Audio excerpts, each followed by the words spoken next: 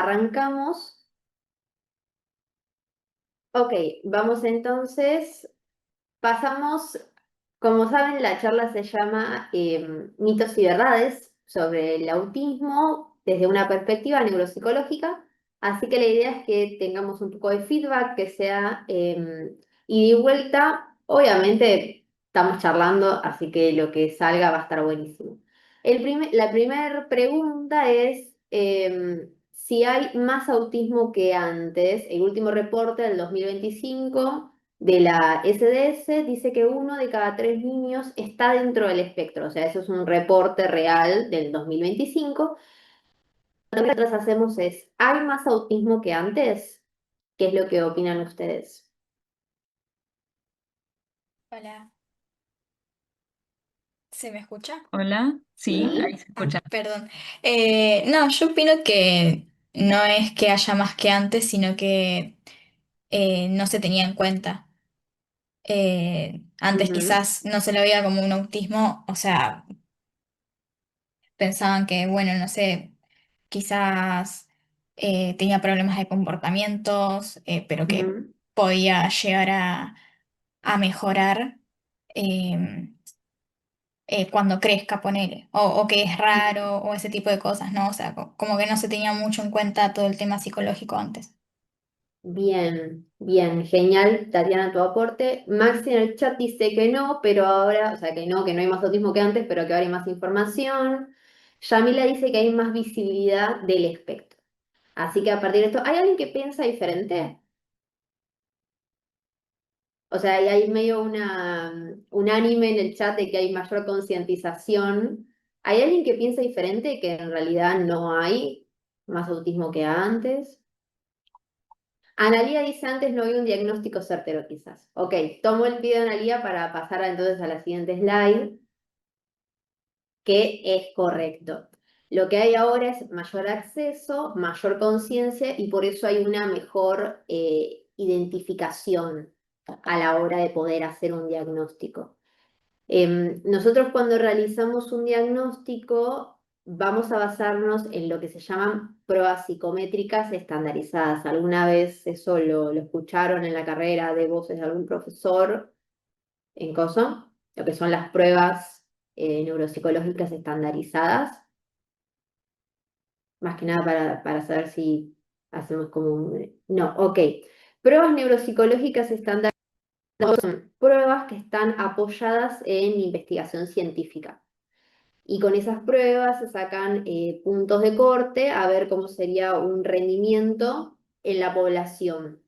Cómo es que la gente, por ejemplo, los hombres de tanta edad rinden en determinada prueba que evalúa determinada función cognitiva.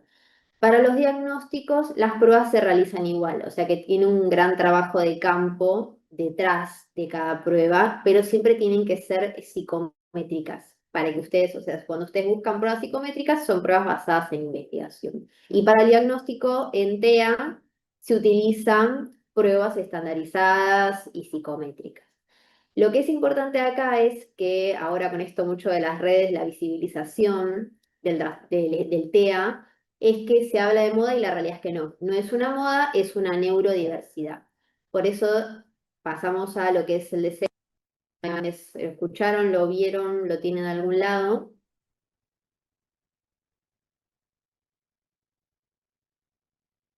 ¿Saben lo que es el DCM?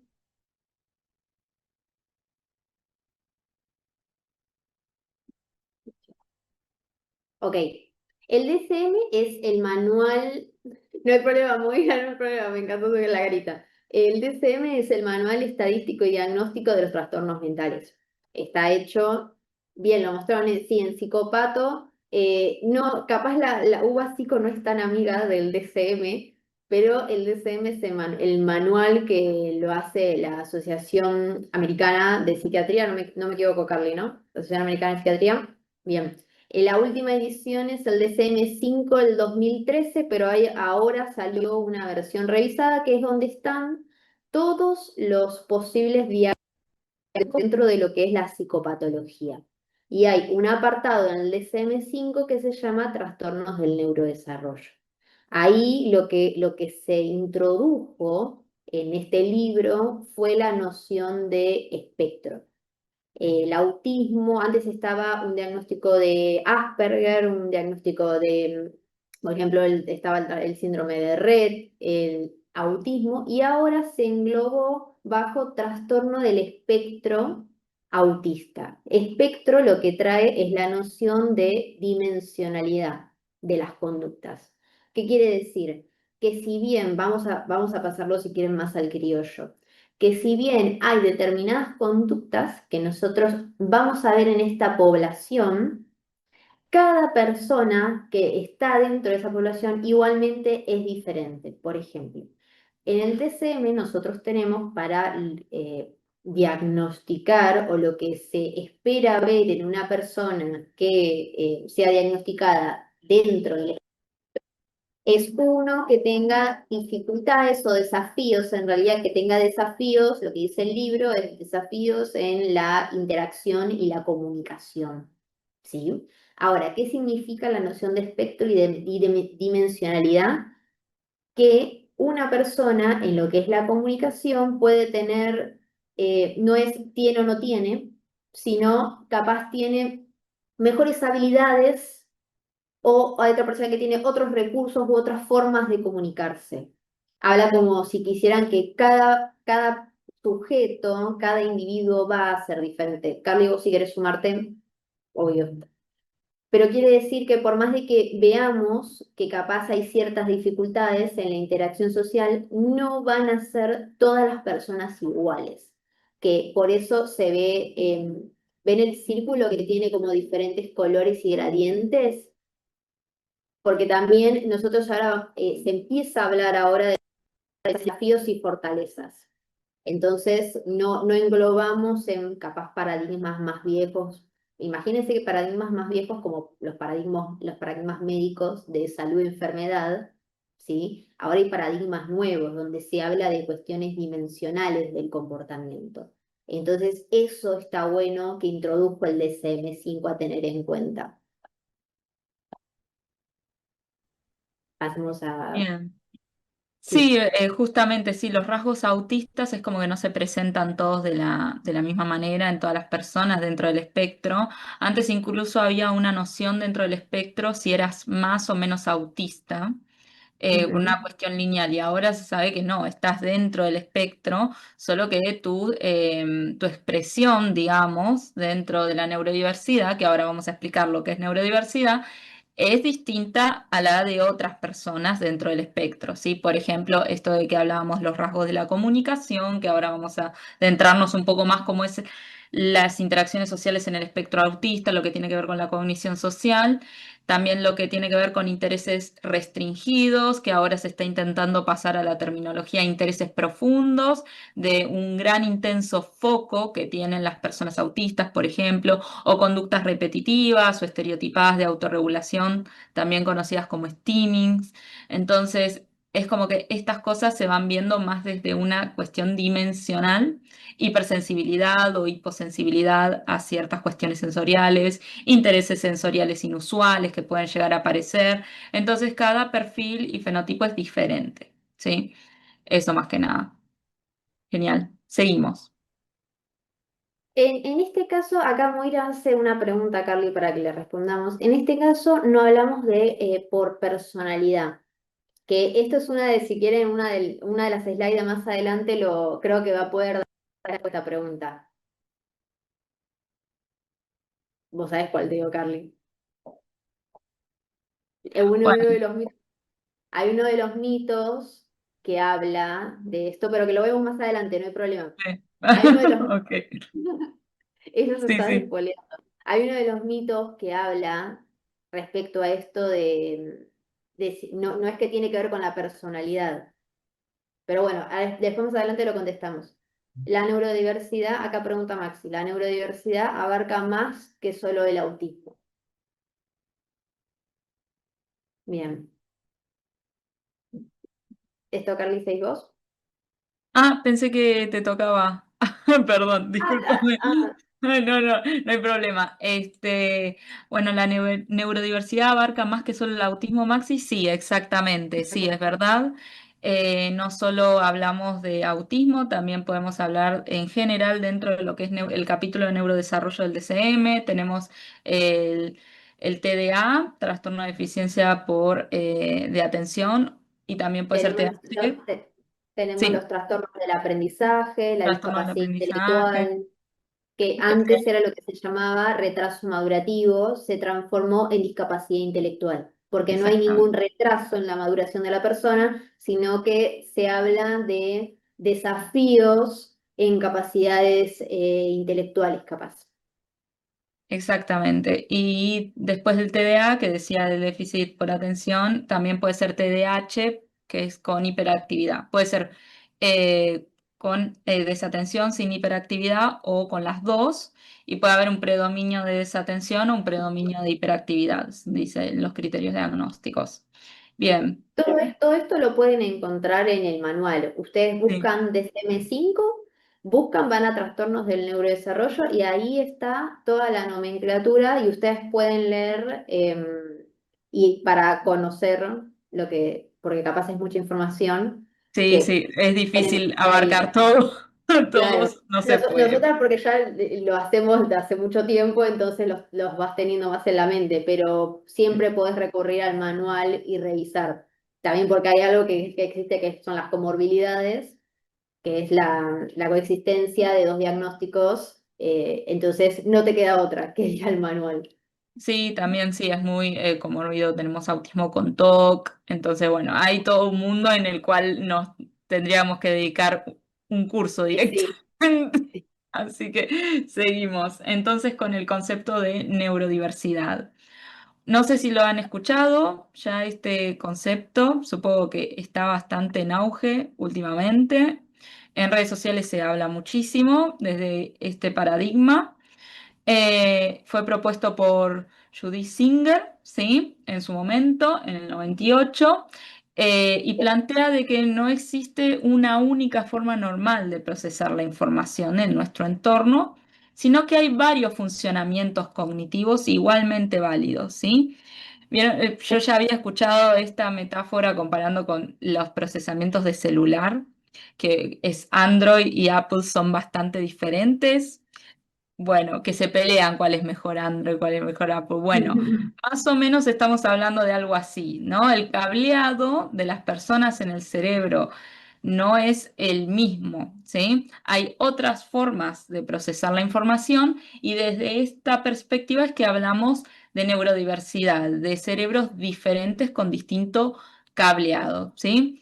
Porque antes se enfocaban en los déficits como trastornos a corregir y ahora hablamos más bien de formas diferentes y no inferiores de percibir, pensar y relacionarse en el mundo mientras no hagan daño ni haya riesgo para otros o para sí mismos, ¿no? Siempre hablamos de conductas que no hagan ningún tipo de Sí, daño, por supuesto. Entonces, las... paradigma más amigable Claro, con la exactamente. diversidad. Sí, eso es más que nada lo que es neurodiversidad. Neurodivergente, como dice acá, son las personas. Neurodiversidad es lo que dijimos recién, este procesamiento diferente del cerebro de estas personas de la información de su entorno. Y luego tenemos los que son dentro de este procesamiento diferente, que son los neurodivergentes, ¿sí? Un funcionamiento neurológico diferente, como autismo, TDAH, dislexia, también cuestiones del aprendizaje que habló Flor. Hoy nos estamos enfocando en autismo, pero sepan que hay muchísimo dentro del espectro de la neurodiversidad, ¿sí? Este, y bueno, esta mirada invita a repensar un poco la comprensión del autismo de una manera menos patologizante, ¿sí? También tenemos, por otro lado, como una diferenciación para poder llegar a normalizar en cierto punto todo lo que es la neurodiversidad, el concepto de neurotípicos, ¿sí?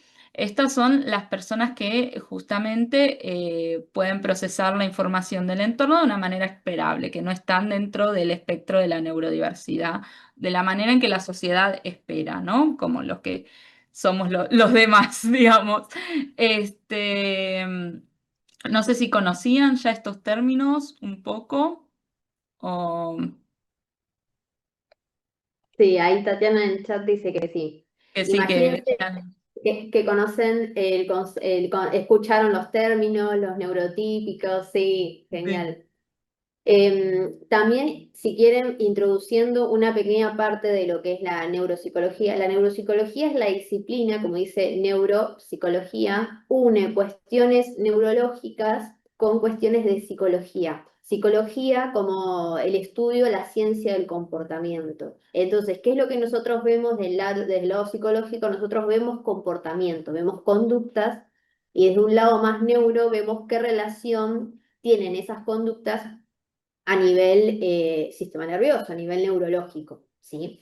Entonces, dentro de eso y de muchos, muchos, muchos estudios y mucha más teoría que no va al caso, nosotros tenemos una función que es la forma de procesar la información, ¿sí? Nosotros tenemos diferentes dominios, lo que se llaman los dominios cognitivos. O sea, en nuestra mente nosotros tenemos lo que es la atención, tenemos la memoria, el lenguaje, las funciones ejecutivas, ¿sí? Como si fueran sistemas que operan en nuestro cerebro. Entonces lo que hablamos es de que hay personas que el procesamiento de esa información es diferente, como dice Carly, no menor ni mal, sino que es diferente al de otro grupo de personas. Eso es lo que traen los conceptos de neurotípico y neurodivergente. ¿Alguna vez escucharon los dominios cognitivos? Entiendo que seguramente de memoria, de atención, sí, pero que estos son dominios cognitivos, que existen las funciones ejecutivas, la isoconstrucción, ¿eso lo escucharon alguna vez? Por lo menos de redes sociales o algo.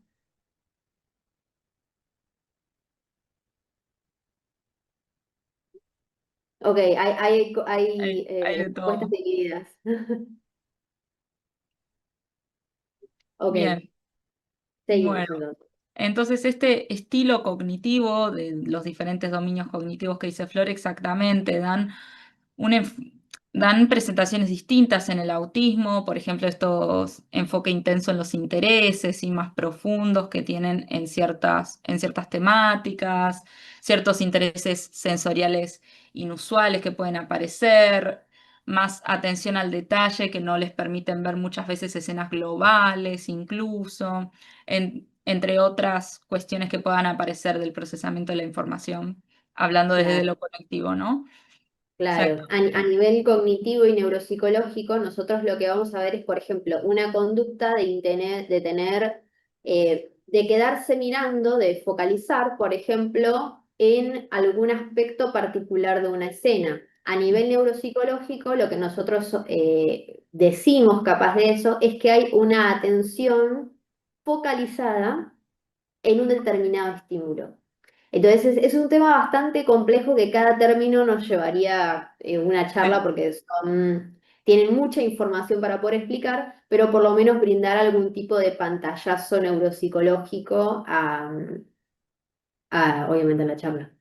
bien. No sé Después si de las conseguir. personas que conocían gente dentro del espectro querían mencionar intereses sensoriales inusuales. Yo conocía, por ejemplo, un niño que Sí, le gustaba el sonido que hacía la espátula, entonces iba y agarraba la espátula constantemente y quería ver alrededor, entre medio del espacio también para ver cómo se movía.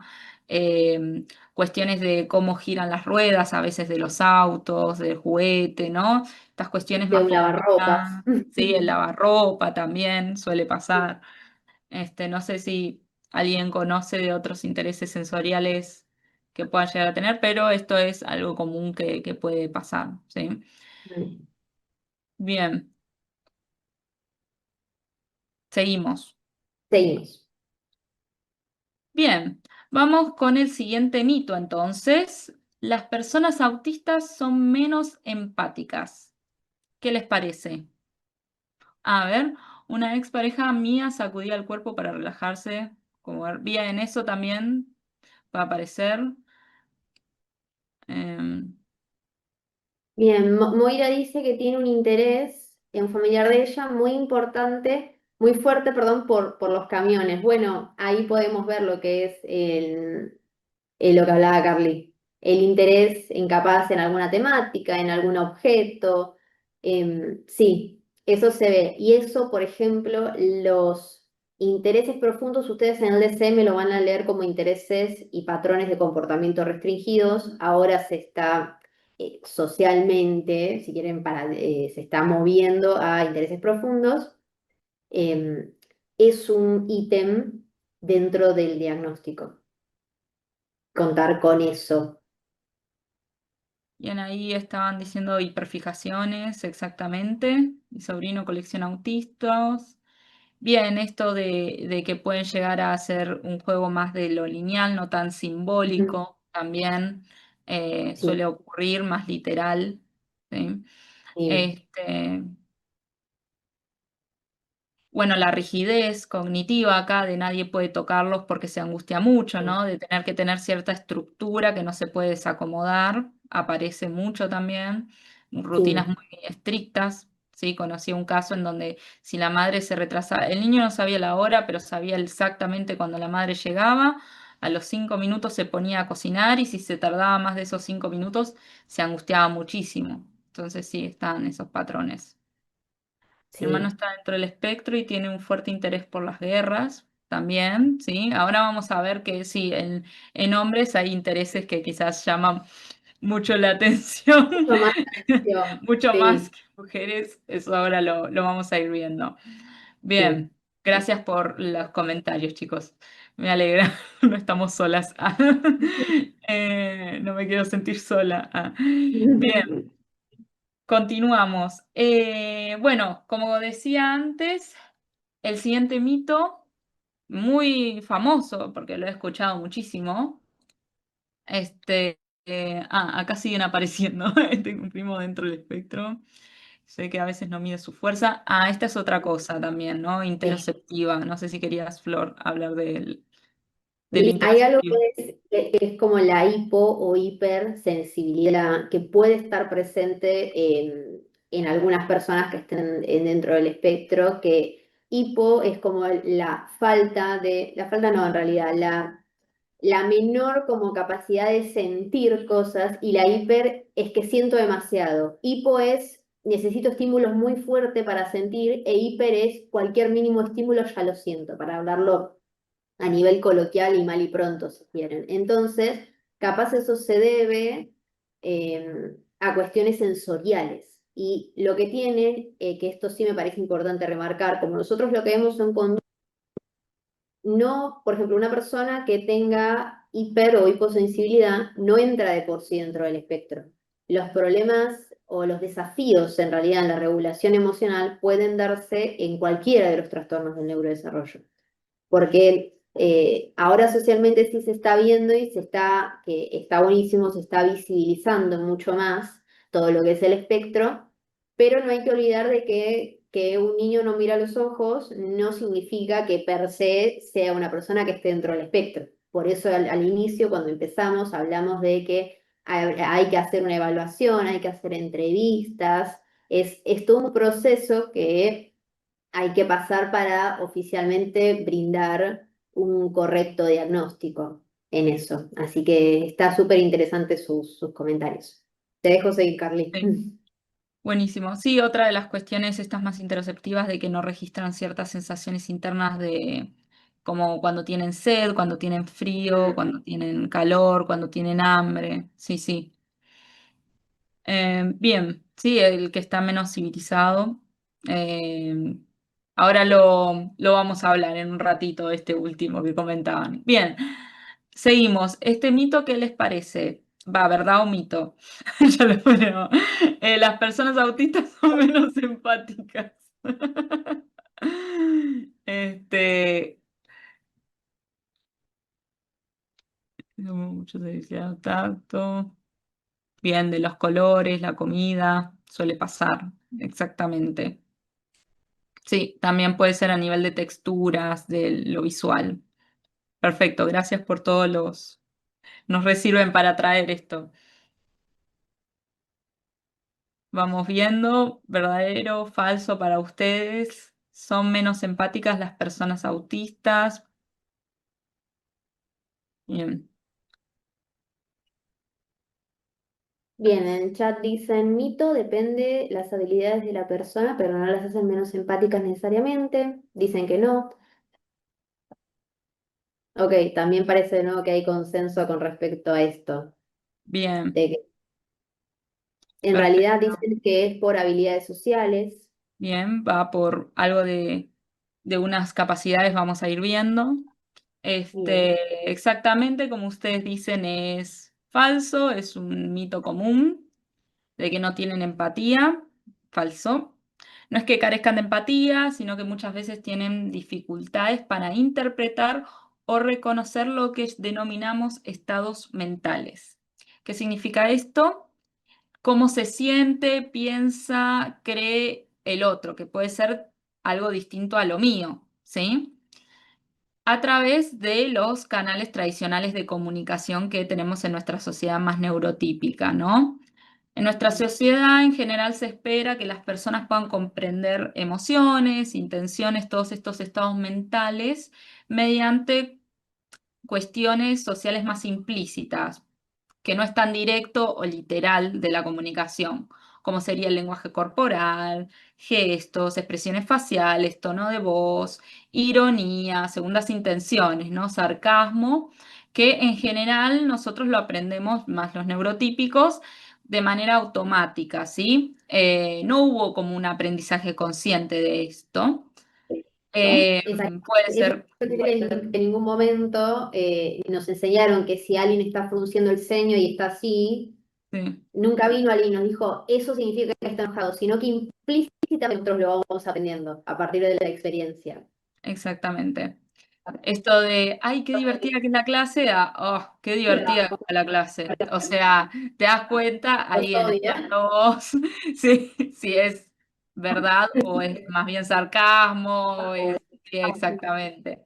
Entonces, estas cuestiones que nosotros vamos aprendiendo de manera más implícita, porque no es consciente, todo esto no es voluntario, eh, es justamente lo que puede ser más difícil y lo que puede llegar a fallar en las personas autistas, ¿sí?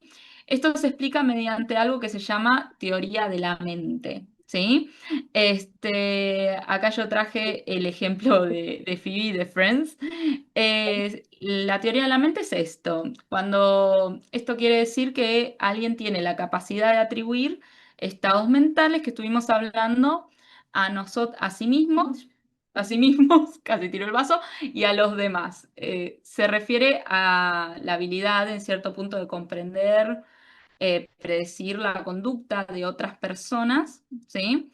Y nos sirve mucho para las interacciones sociales, ¿sí? Las creencias, intenciones de otros que pueden ser diferentes a la mía. Este ejemplo Fíjense me entonces parecía muy interesante. ¿Qué? los desafíos, entonces pensemos en personas que en el procesamiento de la información tienen desafíos, por más que sea redundante, desafíos en pensar que uno puede pensar diferente a mí, que puede sentir diferente a mí, que podemos opinar diferente. Exacto, sí, Entonces, esto iba a ir que sí, o sea, si imagínate una persona ciega a estos estados mentales, el mundo es súper caótico, es confuso, muchos te dicen incluso dentro del espectro que es como que en la sociedad hubo gente que les llegó el libro sobre interacciones sociales que todo el mundo leyó, menos yo. Como que hay algo, obviamente podemos tener todos en algún punto dificultades en interacciones sociales, pero no en el nivel de la teoría de la mente, ¿sí? En estos rasgos, ¿sí? Justamente, y esto suele traer muchísima angustia, malestar, empiezan a querer aparentar muchas veces o intentar como encajar aprendiendo a su manera a interactuar, muchas veces no de las maneras más apropiadas. Les puede traer mucha angustia diciendo que no entienden por qué son diferentes, por qué les pasa lo que les pasa. Pueden interiorizar la teoría de la mente. Pueden aprender habilidades, sí, sociales, exactamente, pero las tienen que aprender de forma consciente, no como los neurotípicos que es de una manera más claro. automática, ¿sí? Digamos que no es que se va a desarrollar, no es que se va a desarrollar la teoría de la mente. Es como si dijera que en el chip que los neurotípicos vienen, ya venimos chipeados con teoría de la mente. Entonces lo que uno puede hacer es enseñar a enseñar estrategias para que les sea un poco más llevadero lo que para nosotros es muy implícito. Por eso se les enseña cuando uno trabaja, en el caso, por ejemplo, si trabajaras con niños que tienen diagnóstico de TEA, el enseñar las emociones, los rostros, mostrando diferentes expresiones. Bueno, esto es una emoción de enojo, entonces es esa habilidad que le estamos enseñando, ese aprendizaje, le vas, por más de que no llegue a comprenderlo del todo, capaz, en el futuro le va a servir para decir, bueno, esta persona está enojada. Entonces siempre la idea es buscar lo que más le pueda servir a esa persona. Romina dice, no entendí qué sería la teoría de la mente. Sí, Compleja igual, no es. sí, es esto que hablábamos más que nada, que dijimos al principio, estas capacidades de atribuir estados mentales, intenciones, creencias al otro, que pueden ser diferentes a la mía, que el otro me puede estar mintiendo, que el otro me puede estar manipulando porque quiere algo de mí, que me puede estar engañando, que puede estar usando sarcasmo, que puede estar usando ironía, ¿sí? Que mediante ciertos gestos o lenguaje corporal la persona puede estar enojada o tensa, ¿sí? Mediante estas cuestiones más implícitas, tradicionales en nuestra sociedad, las personas autistas no logran identificar en sí lo que puede estar sintiendo el otro. No es que no pueden sentir empatía, ¿sí? Una vez que identifican cómo se está sintiendo la persona, pueden sentir empatía igual que otras personas, ¿se entiende? No exactamente los psicópatas, porque ahí hay una intención de dañar, porque Claro,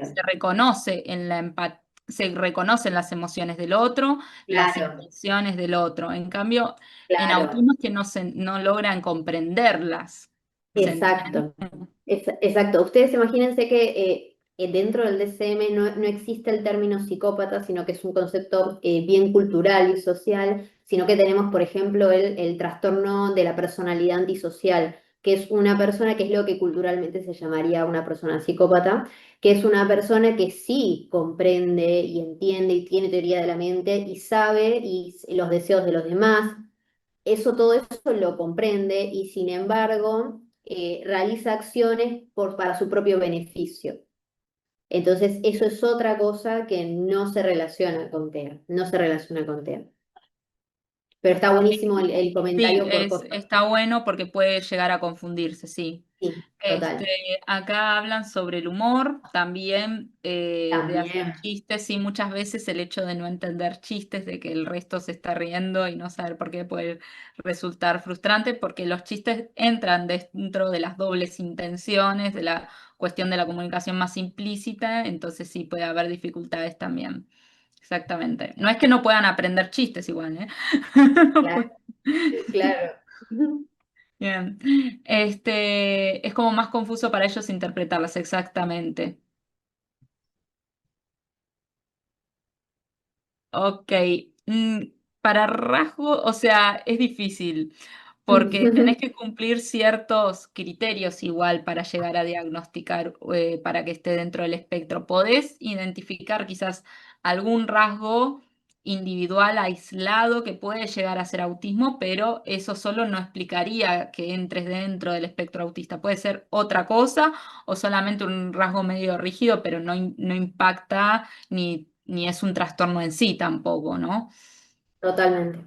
Es como decíamos, es como, por ejemplo, a mí me gusta ser ordenado y siempre pongo el vaso en el mismo lugar.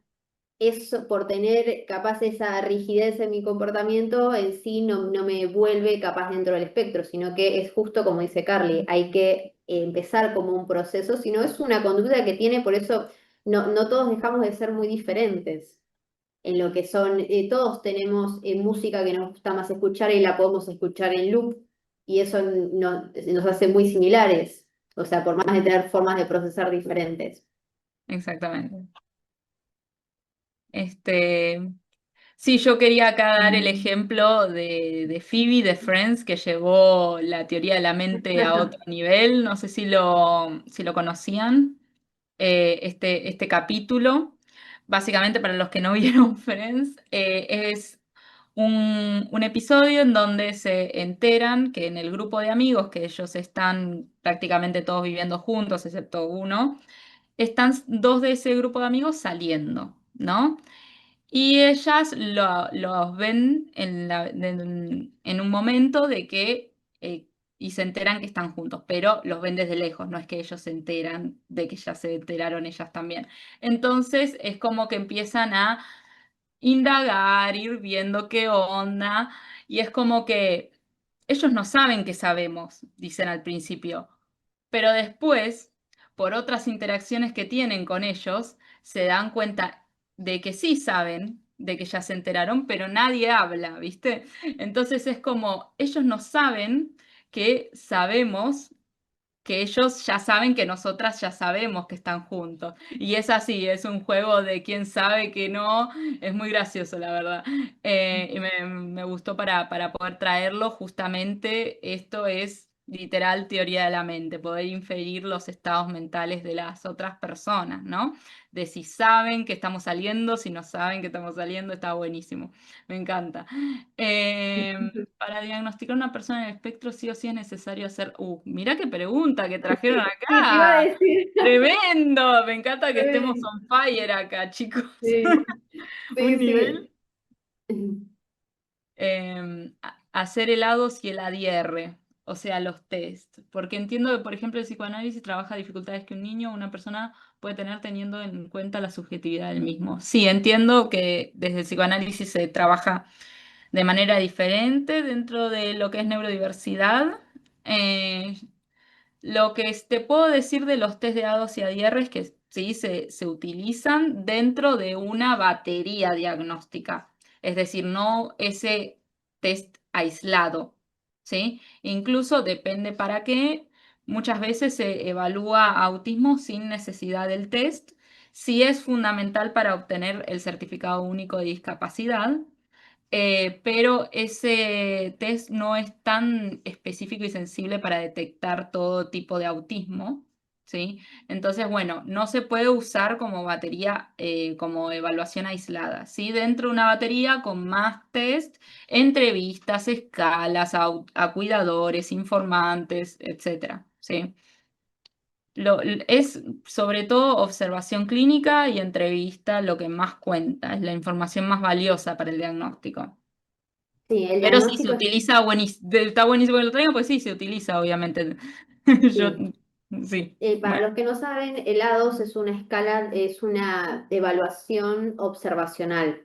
Ujú. Y El- es la que se utiliza, o es la, como la más conocida dentro de lo que es para el diagnóstico de TEA.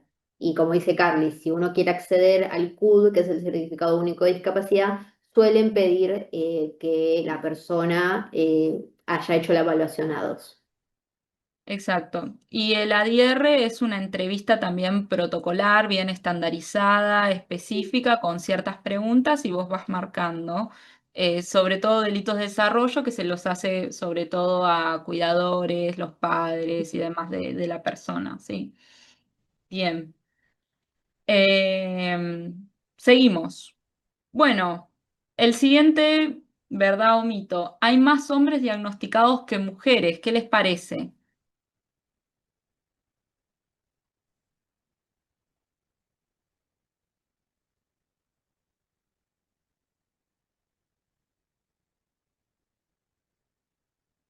Sí, ahí pusieron que sí, ¿verdad? Perfecto. Hay menos información sobre TEA en mujeres. Bien, perfecto.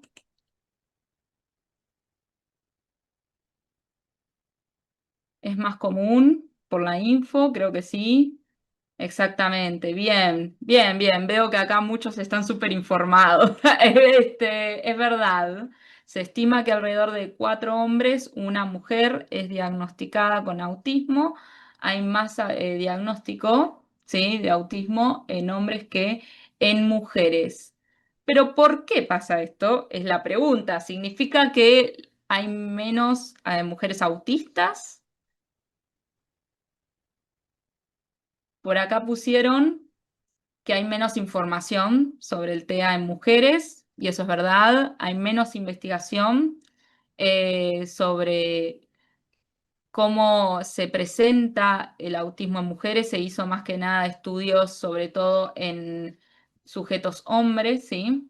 Exactamente, es menos investigado como todo en salud. Bien, seguimos. Entonces, exactamente hay lo que se llama subdiagnóstico en mujeres, es decir, que existen las mujeres autistas, pero no son diagnosticadas, ¿sí? Muchas veces diagnosticadas erróneamente con otros trastornos mentales que son muy del lado más emocional, como trastornos límites de la personalidad o ansiedad también. Sí, se estudia en nombres primero, exactamente. Muy bien. Seguimos.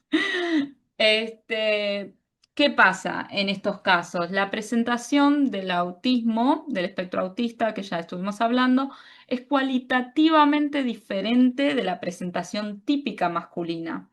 Si bien hay características subyacentes similares a las establecidas en los criterios diagnósticos que estuvo hablando Flor hace un ratito, como las dificultades en la comunicación, las cuestiones más estereotipadas, los intereses, las cuestiones en interacciones sociales, comportamientos repetitivos, todo esto, pero suelen presentarse de manera diferente a las tradicionales, así como también pueden presentar otros comportamientos o características adicionales que tampoco se consideran dentro de los criterios diagnósticos. Más que nada. Bueno, recién en estas últimas décadas se empezó a investigar más sobre el autismo en mujeres, ¿sí? Entonces, por qué se da esta diferencia? Bueno, hay varias cuestiones, tanto genéticas como sociales. Vamos a hablar un poco sobre todo las sociales. Las mujeres tienen mejor habilidades en la mentalización, por un lado, en el reconocimiento de expresiones faciales, en comparación a hombres autistas, ¿sí? También tienen mayor facilidad en aprender habilidades, en el aprendizaje, sobre todo en estas habilidades sociocognitivas que compensan las dificultades relacionadas con la teoría de la mente, ¿sí? Entonces, desde lo observacional, logran entender más rápido cómo la sociedad neurotípica se comporta y lo imitan, ¿sí? Lo aparentan en cierto punto para poder encajar en la sociedad neurotípica, entre otras cosas que hacen como ocultar, porque ahora vamos con los factores más de expectativas de género, pero suelen ocultar, interiorizar todo lo que es más comportamientos observables que pueden hacer ruido en la sociedad, como son los comportamientos repetitivos, estos intereses sensoriales inusuales, los suelen ocultar mucho más rápido que los hombres. Entonces, acá se hace lo que se denomina masking, que acá lo habían nombrado en el chat un poco, Sí, lo camuflaje había o nombrado. ocultar los rasgos, ¿sí? El camuflaje, ¿sí? Enmascarar estos rasgos autistas para poder encajar mejor en una sociedad neurotípica, ¿no? Lo cual drena muchísimo emocionalmente a las mujeres dentro del espectro. También las mujeres de dentro del espectro autista suelen mostrar intereses más socialmente aceptables y no tan estereotipados como el de los hombres, ¿sí? Es como Em, si sí, las conductas observables en los hombres, TEA, fueran más explícitas, más visualmente observadas que las que suceden en mujeres. Es decir, si vamos al DSM, va a haber dificultades o desafíos en la interacción y la comunicación, pero la forma en la que nosotros lo vamos a ver es diferente. En las mujeres es mucho más sutil. Por eso exactamente. muchas mujeres no llegan a un diagnóstico correcto y obviamente nada, eso apareja dificultades de por sí, por no capaz no terminar de entender qué es lo que sucede. Exactamente. Y bueno, esto trajo el concepto, todas estas cuestiones trajo el concepto de fenotipo femenino del TEA, ¿sí? Ya que son más propensas a camuflar sus rasgos autistas, ¿no? Y esto dificulta la detección y el diagnóstico temprano, que es fundamental para su calidad de vida, ¿no? Este, bien.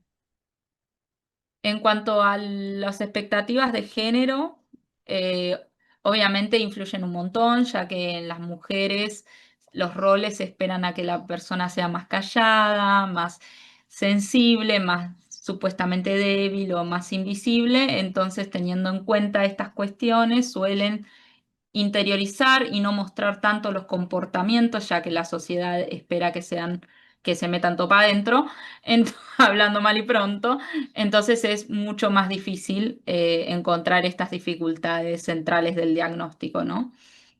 Bien. En TDAH, si les interesa, también suelen interiorizar muchísimo más la hiperactividad que los hombres, por ejemplo. Todo esto de que se trepaban a cualquier lado, ser más impulsivas, como que lo lograban controlar más, pero su cerebro y cabeza y pensamientos están a 1000 por hora, por ejemplo, ¿no? Bien. Claro, podemos decir una reprimen o suprimen más sus manifestaciones, exactamente. Bien.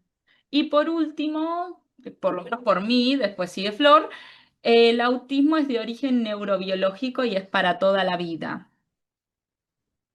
¿Es verdad o mito para ustedes?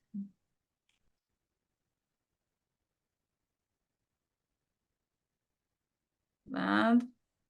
¿Verdadero? Bien, ahí van saliendo varios, ¿verdad? Perfecto. Bien, exactamente. Bien, true, exacto. Uno nace autista, ¿sí? No es que aparece por ciertos modelos de crianza, ni por traumas, ni porque la madre fue muy fría. Dejemos de culpar a los padres por estas cosas, porque suele ser muy angustiante también. Exactamente, es una cuestión del neurodesarrollo.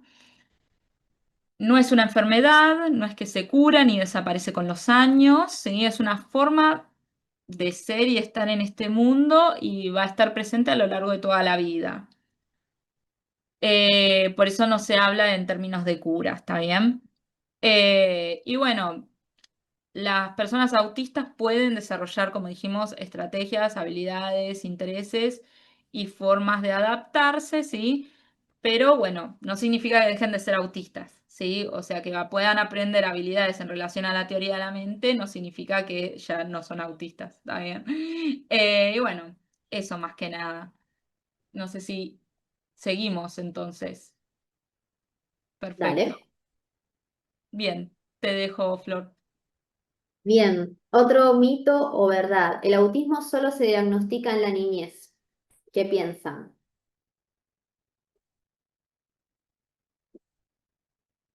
Falso, no, dicen falso. Ok, veamos si es verdadero o falso.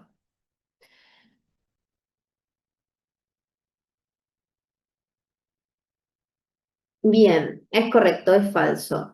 El autismo se puede diagnosticar en cualquier etapa o instancia de la vida porque se relaciona con lo que veíamos antes, que es de origen neurobiológico y como dijo Carly, uno nace así. La diferencia es el diagnóstico tardío. Imagínense que el adulto diagnosticado con TEA fue en realidad una persona que siempre tuvo TEA, pero de niño nunca se diagnosticó. Por eso, dentro de, si vamos a las baterías, a las pruebas de evaluación, el A2 tiene diferentes módulos y hay uno que es para los adultos. Em, así que, y esto obviamente va a tener un mayor impacto en su salud mental porque como hablamos de formas diferentes de procesamiento de los neurotípicos y de los neurodivergentes, a nivel poblacional, imagínense que es una persona que desconoce que tiene esta forma diferente de procesar la información, entonces ya los desafíos de por sí que trae el poder, el tener que procesar la información diferente o tener mucho más trabajo en entender estados mentales, imagínense también desconocer que se debe a porque estoy dentro del espectro. Entonces, es muy importante el diagnóstico temprano. El diagnóstico precoz, esto siempre va a ser más allá del TEA, la mayoría de los diagnósticos, cuanto más temprano sean, siempre van a mejorar y va a tener un mejor pronóstico en bienestar y calidad de vida, porque a partir de ese diagnóstico, el diagnóstico nos sirve como punto de partida para el desarrollo de herramientas e intervenciones. Acá en el chat preguntan, ¿puede crecer el grado de autismo si el diagnóstico es en la adultez? Oh, ok, otra pregunta complicada, otra pregunta. Ok.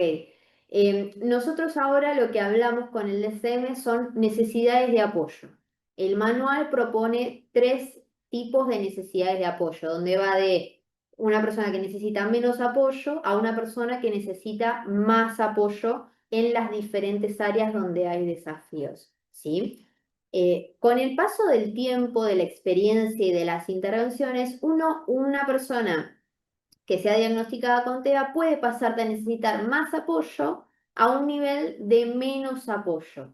Eso sí es lo que podría pasar como acercándome un poco a responder a tu pregunta. Por ejemplo, en este adulto que fue diagnosticado con TEA, como hablamos antes, si bien va a tener desafíos en la interacción y en la comunicación social, en patrones profundos, intereses profundos, cada adulto diagnosticado con TEA es diferente. Es decir, que haya un interés, que va a tener intereses profundos no quiere decir que tenga un interés profundo que no sea adaptativo a la vida diaria. Capaz tiene un interés profundo por los libros o por la literatura de el espacio y es una persona astronauta. Entonces, eh, hay que ver un caso a caso. Todos los diagnósticos, no importa, siempre hay que ver caso a caso y las conductas, Sí, siempre. exactamente. Antiguamente sí, desde un paradigma más clásico se hablaba de términos de gravedad, de un autismo más leve o moderado o severo, ¿sí? Lo que pasa es que, bueno, justamente se dejó de pensarlo en términos de si sos más o menos autista, sino en esta cuestión más dimensional que estábamos hablando anteriormente. ¿Sí? En donde a veces se necesita mayor adecuación, seguís estando dentro del espectro autista, no es que sos más o menos autista, solo que tu presentación es diferente a la de otro, ¿no? Es así. Y hablamos más de términos de adecuaciones, de apoyo en menor o mayor necesidad porque, bueno, estos desafíos impactan en el bienestar de la persona. Tiene que ver más que bien con el impacto en la calidad de vida, ¿no? Y Claro. como decía bien Flor, después de ciertas adecuaciones apropiadas, por intervenciones en psicoterapia, por ejemplo, con acompañamientos terapéuticos, se puede pasar a menor cantidad de adecuaciones, de necesidad de adecuaciones, ¿sí? Puede pasar de que una persona autista dentro de la adultez claramente llegó hasta la adultez sin ser diagnosticada porque pudo enmascarar mejor, ¿sí? que otras personas autistas, pero ¿a qué costo también, no? Porque muchas veces ese enmascaramiento drena muchísimo y no tiene las adecuaciones apropiadas para su entorno, ¿sí? Total. También los necesitan para la universidad, para el trabajo, no es porque crecieron, no necesitan. Así que bueno, eso Ujú. hay que tenerlo en cuenta también, sí. Sí.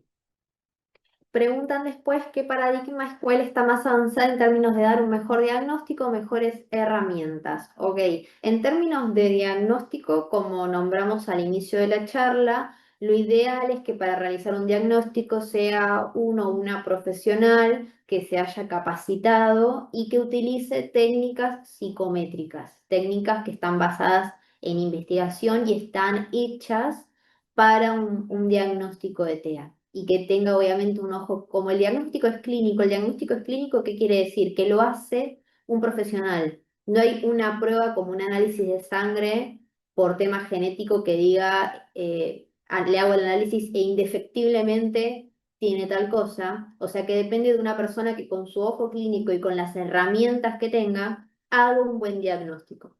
Eso por un lado, por el lado del diagnóstico por mejores herramientas por el lado del tratamiento, eh, es siempre dependiendo cuáles sean los objetivos de trabajo, ¿sí?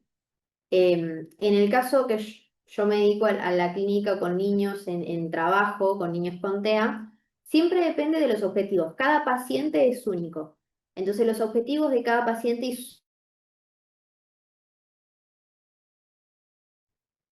un niño con menor Se lenguaje, tildó, Flor, un toque, si querés oh, volver se a tildó. decir. Sí, un poquito, hace unos segundos igual. Ok, ok. Que en el caso de las herramientas, todo depende de los objetivos terapéuticos que quieras plantear y también depende de cómo son las conductas o cómo es que se muestra esta persona, ya sea adulto o niño con TEA. No es lo mismo una persona que está diagnosticada con TEA, que tiene menor nivel de lenguaje, a una que tiene mayor nivel de lenguaje. Una posiblemente necesite más adecuaciones de apoyo que la otra persona. Entonces, para cada herramienta se suele recomendar la terapia cognitiva, en estos casos, de poder de enseñar, el teach, por ejemplo, que son ambientes estructurados que suelen ayudar muchísimo a mejorar la organización, a anticipar. Eso son buenas herramientas. Después hay un montón, está Floor Time, hay un montón de herramientas.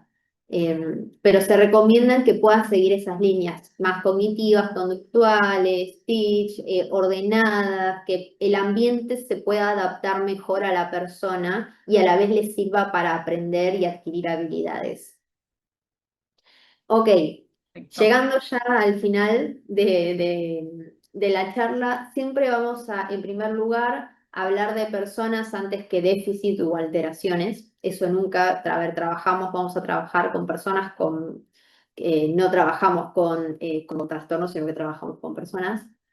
Es importante, como recién mencioné, actualizarnos en neurodivergencia, ya sea a partir de papers, a partir de cursos, siempre ver quién dictamina los cursos para asegurarnos de que si hacemos una inversión en aprendizaje y formación, sea buena, sea fidedigna.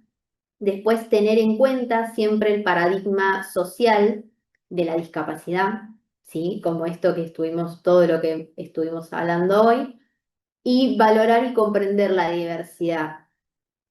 Así que preguntan cómo se llama la especialidad para aprender esto para psicos.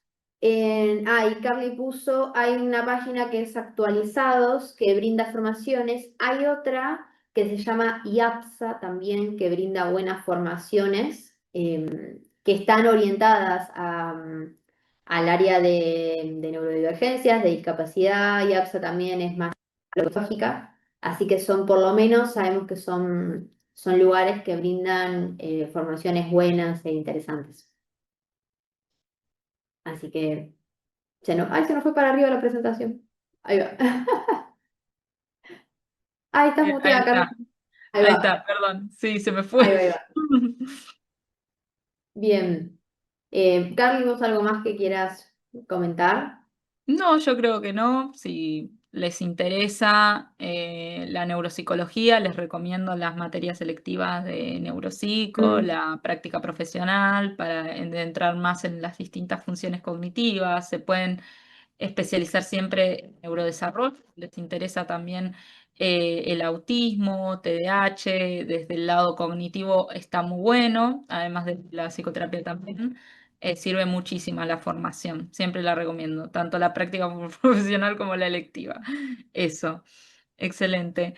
Bien, muchas gracias por escucharnos. Ah, sí,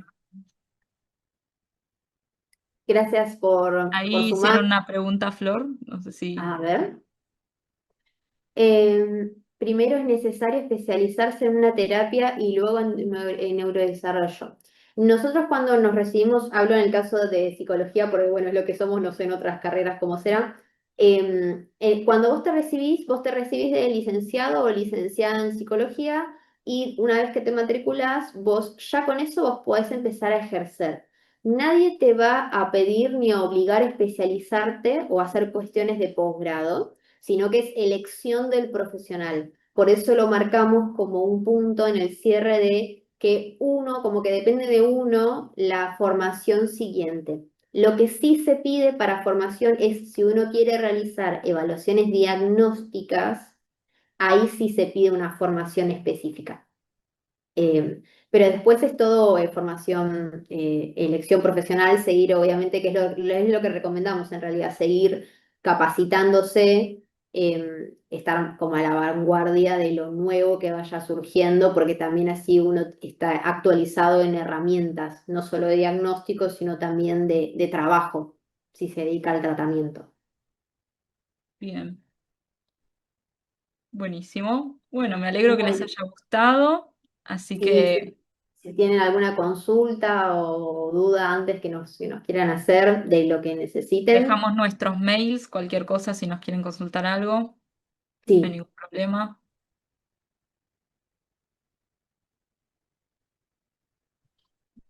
Qué Gracias bueno. a todos los que nos ponen gracias. Gracias, gracias a todos. Refuerzo positivo Sí, para recursos seguir dando esta positivos. charla. Eh, no sé si al final las diapositivas las mando, no sé, Sí, yo supuestamente voy a, yo los voy a de ver Levi.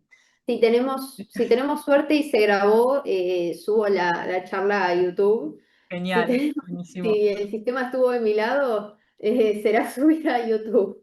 excelente, buenísimo. Y dejamos el link en nuestro Instagram, así que vayan así. Si se grabó, lo dejamos. Así que buenísimo. El canal está, lo tengo en el Instagram. Cualquier cosa, igual siempre en el Instagram subimos todas historias, o al feed por si necesitan ver algo. También tienen nuestros contactos ahí para lo que necesiten, preguntarnos, ya sea de la carrera, de, de neurodivergencia o lo que sea. Sí, Así sí. que fue un gusto haber estado este viernes con ustedes y ya los liberamos para que Los dejamos tranquilos para que descansen. disfruten la noche del viernes. Buenísimo, Sí, buenísimo. buenísimo. Bueno, Bueno, nos chao, vemos. chao.